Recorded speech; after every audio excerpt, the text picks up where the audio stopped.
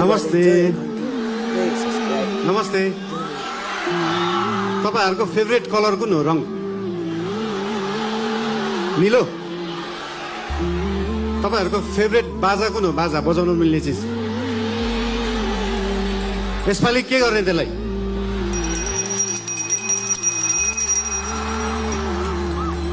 अघि प्लेनबाट ल्यान्डिङ गर्दा गर्दा एउटा कुरा नोटिस गरिरहेको थिएँ। यहाँनिर चितवनमा छतमाथि चाहिँ यस्तो जस्ता राख्ने चलन रहेछ है। सबका सब नीलो। जिस्काउनलाई राखे जस्तो। कसलाई जिस्काउनु भएको त्यसरी? त्यो नीलो छानाले चाहिँ त्यो छतलाई मक्किनबाट जोगाउँदो रहेछ क्या, राष्ट्रिय स्वतन्त्र पार्टी जस्तै।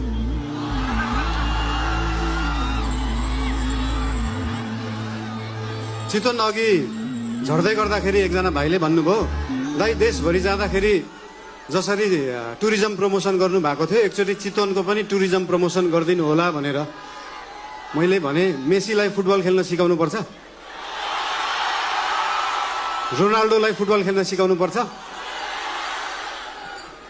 हाम्रो चितवनका हाम्रा थारू समुदायमा भएका होमस्टेहरू रिसोर्टहरूमा देख्न सकिन्छ कि यहाँको उत्पादन, यहाँको लुगा, यहाँको म्युजिक, यहाँको खानेकुरालाई कसरी उहाँहरूले टुरिज्म प्रमोसनको लागि उहाँहरूले विश्वमा चिनाउनु भएको छ।